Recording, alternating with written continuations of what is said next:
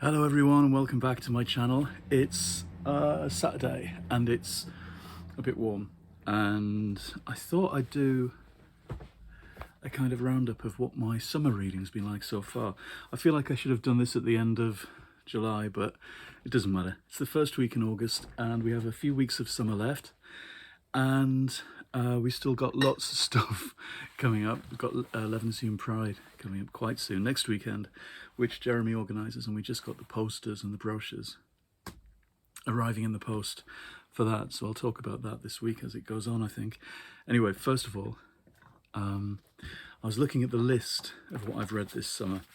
I won't talk about everything because there's things I started and abandoned, things that weren't so great. I'll talk about my highlights, is what I'll do, and work my way through. They're not in order anymore. So, summer really began with getting to this, the latest in the Tales of the City series by Armistead Maupin, which I enjoyed, but it isn't his best by far. It's set back in the 90s, Mourner of the Manor, back in the time when some of the characters decamp to the UK, which was a mistake in the original series. That was the weakest of all those stories, and he's gone back. He's gone back to that. And as one of my friends said, it is a bit kind of Dick Van Dyke accents and a very ropey idea of what Britain is like, especially Britain in the 90s, with all these kind of PG Woodhouse houses and characters. And it's still enjoyable, but it's got nothing to do with real life, which is a shame because his original books about San Francisco were based in real life. They were romanticized, but you still felt it came from experience in a place and meant something. Meant something about that place and time. It actually distilled it and captured it. This doesn't say anything about Britain. It's nice. I don't want to be too harsh, but yeah, I'm glad he's still doing them. I go back to talking about why Maybe the Moon is my favourite book of his. It has an abrasiveness and a heart and a punch to it that his other things don't really.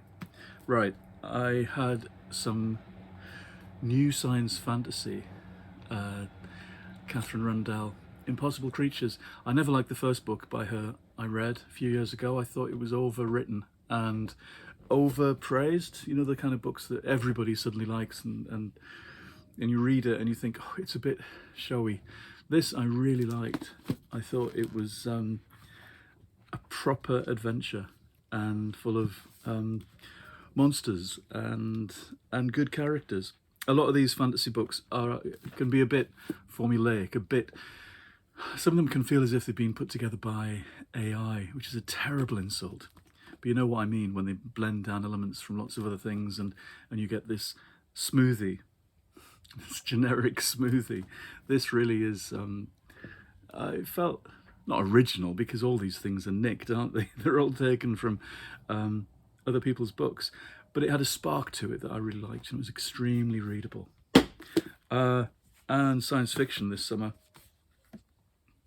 is represented by The Principle of Moments by Esme Giacchini Pearson, who I'd seen mentioned about in connection with novelising Doctor Who, and she had, with great timing, her first novel in this series come out at the same time, which is time hopping and star spanning. It's full of really likeable characters who get stuck with hopping from place to place and across time, who travel through the medium of sentimentality. They touch objects that mean something to someone and can travel into their lives and histories. Proper space opera stuff. I've talked about this a lot. James Griffith's biography of Squeeze, which I loved and I dwelled in. That's a lovely way to read in the summer, to really to dwell inside books and stay with them. When you read a whole bunch of things at once and you just dip in a couple of chapters of one and then it comes back around later in the week. And that's how I read this. And I was completely convinced about the personalities of these characters, as if it was a novel almost, in that late 70s, early 80s new wave period. I had some detours into the Gollancz Masterworks science fiction series. I don't know why. I think somebody's blog had a list of their favourites, and I thought, I'll go and see how many of these things I've read. And it turns out I'd read about 17 out of like 100 or something. So I'm not a fan of lists of best of, particularly. I had a look at various lists that have been published this summer of, best novels and stuff, and it means very little to me. But when there's something like Gollancz, where they pick out over years what are the great masterworks of science fiction, and they kind of make this heritage archive, really, it's worth paying attention to. So from the 50s, I read Alfred Bester's The Star's My Destination, and also Jack Finney's The Body Snatchers, and I reread, although it's back on the shelf there, Theodore Sturgeon's More Than Human. About halfway through I realised I've read this about 10 years before. All of them I've really enjoyed. This is so strange though, the Bester book. It feels very modern in its feel. In some ways it feels like a mini-series on some streaming channel where every chapter is in a different kind of location, and he's a kind of amoral fighting machine who's blundering through these adventures. So it feels kind of like Guardians of the Galaxy or something. Anyway, I've enjoyed going through them. Last week I talked about finding out about Wilkie Collins and Charles Dickens writing a travelogue and ghost story collection together. And I managed to find out what it was. The Lazy Tour of Two Idle Apprentices, which is essentially 5 or 6 newspaper columns stitched together. And it contains 2 pretty good Victorian ghost stories and some funny bits of travelogue and some boring bits. But it was worth finding, and it's nice to get to the bottom of that mystery that I've known about for 30 years. What did Wilkie Collins and Charles Dickens write in Lancaster, in the hotel room above our Waterstones in the King's Arms Hotel? And I learnt from James Griffiths, actually, who lives in Lancaster, who wrote the Squeeze book, that Waterstones is no more. They've moved it to the arcade, and they've lost this wonderful shop that they opened in 1989 on my 20th birthday, and I went to spend my birthday money there, and my first experience of Waterstones. And I bought William Burroughs' The Naked Lunch and Virginia Woolf's Stories, A Haunted House, I think it was called. And I was gobsmacked. It was such a beautiful bookshop. I was used to W.H. Smith's and things where there was a little book section, but this was a huge bookshop. Never seen the like before. And all these years on, it's such a shame to hear that it's gone. But yeah, that's Waterstones. Right, and I've talked about this. I had a sudden craze on reading Batman and looking at what did I actually have, what comics did I have, what films, cartoons, and novels, and realising that there were certain things I didn't have, and there were things that had come out that I didn't have. And I realised actually I'm a bit of a fan. I hadn't realised. This is a new young adult take on early Batman, and it's really good. Mary Lou, Batman Nightwalker. Something that seems like a one-off, but I wish there was a sequel. I want to see more in this continuity, so I hope that message gets back. Do more. And then a book that's been knocking around for ages. This is Carol S.B. Dagg, Sweet Home Alaska, a kind of Little House on the Prairie take on pioneers who went to Alaska in the 1940s, given money by the president to go and cultivate Alaska. People on benefits were sent to go and live the Laura Ingalls Wilder experience, basically. And the little girl at the heart of this is obsessed with those books and relishes the chance to tell the story of her family, growing pumpkins and all kinds of crops and starting a library and getting Granny to move up with them to meet her old flame. It's a very sweet and romantic and detailed book. And again, something I wish where there was a sequel. I think it's a one. It is a one-off. So again, I want to send the message into the world to Puffin and Carol Espy Dag. Write more in this. And I was convinced it was a true story because of the link to Laura Ingalls Wilder. And of course, it's not. It's just beautifully researched and imagined. So there could be a sequel. Now, what else? July began with a nice literary novel. André Aciman, Find Me, the sequel to Call Me By Your Name, in 3 parts, coming at the characters from the original book from different angles. It's about the moments that people meet each other and fall in love, and how those first conversations happen, and the days on which people come together like that. It's a kind of these are kind of sexual adventurers, the people in his books. Everything is subordinated to their erotic and romantic adventures against a backdrop of, wherever we are: New York, Greece, Paris, Rome. And so you can see the attraction. It's a very holiday-ish read. I absolutely loved it. And also because they're kind of like 3 novellas that touch on each other, jammed together. Each one has a very distinct arc and finishes in a kind of slightly winsome way. And that's very attractive as well in a book, I think, for me. I think it's just a particular kind of posy, slightly gayish literary fiction that I quite enjoy. It feels slightly dated to me, which again is quite nice as well. It's sexy and quaint at the same time. Right, in the last week, couple of weeks, there's been a pile of mass market paperbacks. My friend Rosie found me the first book in this series, the Dark Forces series of, I think, 15 books, quite hard to get hold of. They're American young adult. This one's by Les Logan, The Game, about a girl in a wheelchair who gets hold of a Ouija board and summons up the entity that possesses her house and causes unholy ructions, and it's great fun. Francine Pascal apparently died this week. She was 92, and this is one of her early novels before Sweet Valley High. She wrote Hanging Out with CeCe, about a really brattish teenager who travels back in time accidentally on a train going into New York and meets her mother when she was the same age and spends some time in the 1940s and learns a few lessons. It's one of those brilliant teenage time travel novels where people learn something about the past and about continuity and where they fit in the world. And it's really wonderful. It's a bit Judy Bloomish, and it's got a slightly harsher edge than you would have expected, I think. I would have expected from the Sweet Valley High woman. Although I'm no expert in Sweet Valley High. Right.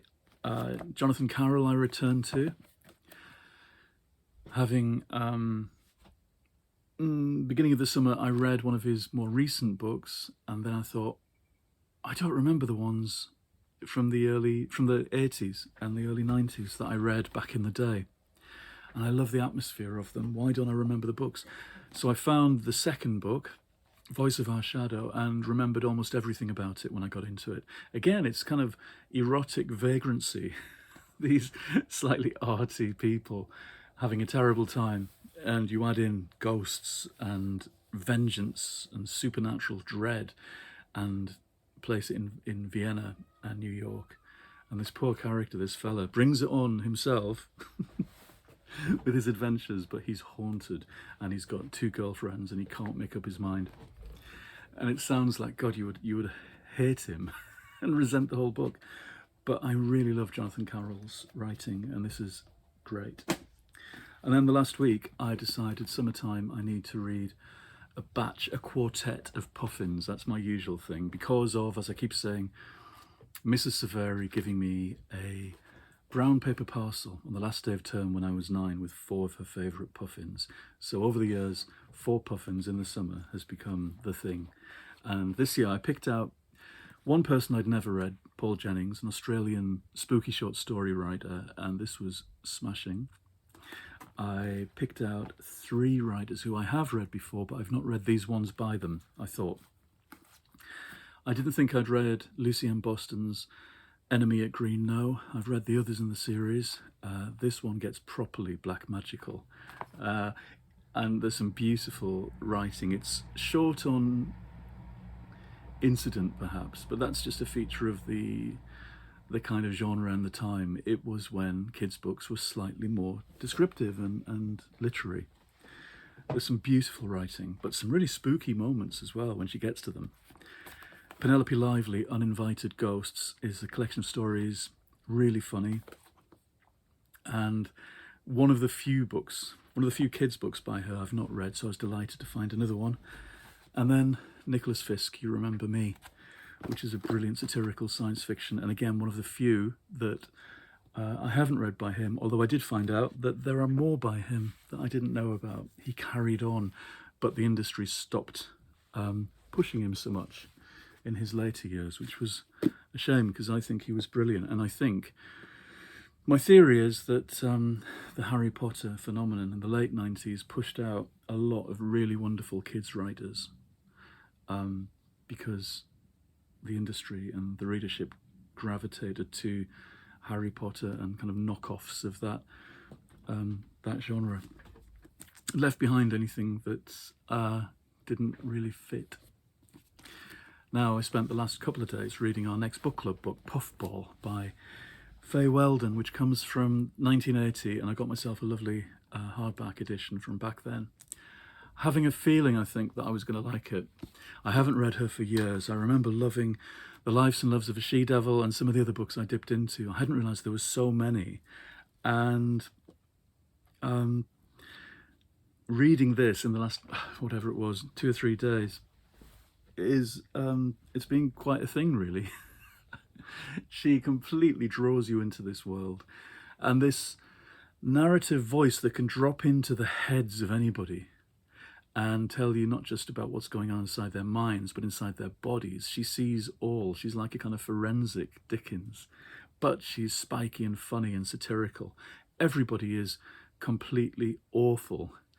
Everyone has ulterior motives, and whenever they meet anybody new, it's what can they get out of them. And I think she's deliberately painting this world out to be dreadful. In the end, our lead character is nice. The woman who moves to the country, decides she wants to live in this cottage, and falls prey to the awful neighbours and gets dicked around by her dreadful husband. What's she called? She's got a daft name, Liffey. She's all right. I mean, she's a bit winsome and selfish at the beginning, and you think, yeah, but she is the only decent one. Everybody else is hideous. Her mother's hideous. The neighbours are awful. The farmer comes round and just about rapes her, and Mab, his wife, is a horrible witch. I mean, she's literally a witch, and she does stuff with herbs and flowers and things, and does dreadful things to people, and it's the old ways. And the local doctor despairs of her and her mother for doing this stuff, as well he might. And she tries to kill Liffey's baby and Liffey herself when she gets pregnant. She's so jealous, Mab. Everybody's awful. The couple that they rent their flat in London out to are these kind of awful, scummy hippies who destroy it and burn all the furniture, and just awful. And you do wonder if it was something about the time she's writing, or if people are always just awful, if that's what she really felt. It did make me think a lot. There's a bit at the end when Liffey realises over Sunday lunch that this woman, Mab, who's cooked for her, hates her and wants to kill her and her unborn baby. She gets a flash of understanding, because they've all had this poisoned wine at this Sunday lunch. It's that kind of novel, and everybody has an epiphany at the same time. And she realises that this woman hates her. And Liffey thinks to herself, but everybody likes me. Nobody hates. Why would she hate me? She said, people are indifferent to me. They can forget me, but why would they hate me? And you can watch this kind of slightly naive consciousness come to the realization that sometimes people just hate you because you get in the way of what they want. And that's the case here. It's a lesson I took a long time to learn. I was maybe just over 50 before I realized the people don't always mean the best. They're just selfishly wanting what they want. And you can either be a help to them or you can be an obstacle. And that's how it's how a lot of people operate. And it shocked me to my core in my early 50s to discover this. And in this, it's very clear. It's a kind of equation. Either you are of help to someone for what they want, in which case they will use you until you're used up and then you're cleared. Or you are an obstacle, in which case they will try and clear you anyway to get what they want. You become an enemy until you're got rid of. That rang a few bells for people I know, for people I've had in my life. And so I think that's what she's getting at, to beware. She's telling us all the way through her books, the ones I've read, is watch out. And sometimes the most dangerous people come in the most beguiling forms. That's the message of Life and Loves of a She-Devil, one of the very many messages in that. I guess it was feminist, but it wasn't, her work wasn't prized by feminists at the time, because at the time she was seen as I think, being quite harsh on women and how women are with each other and the competition. And, she drew women as they are in all their facets. That means good and bad. And she wrote some great villains. I've heard there's a film of this by Nicholas Roeg, who made The Man Who Fell to Earth, The Witches, Don't Look Now, Performance, and it was his last movie, and it's got this stellar cast, and it looks like a folk horror film in the clip I saw, so I'm tempted to go off and find that. It's got people like Rita Tushingham and Donald Sutherland and Miranda Richardson, but I've heard bad things about it as well, but I shan't let that colour what I think. I will look out for it, definitely. And now I'm moving on to Board Gay Werewolf, which I've looked forward to reading for a while. I'll let you know how this goes. Started well last night. We're in a different world, different kind of voice, a kind of magical realist queer adventure, which is kind of home turf for me, with horror tropes. Right, I shall say goodbye, and hope you're having a lovely weekend, and I'll see you again soon. Oops, knocked the lamp. In the next episode. Goodbye.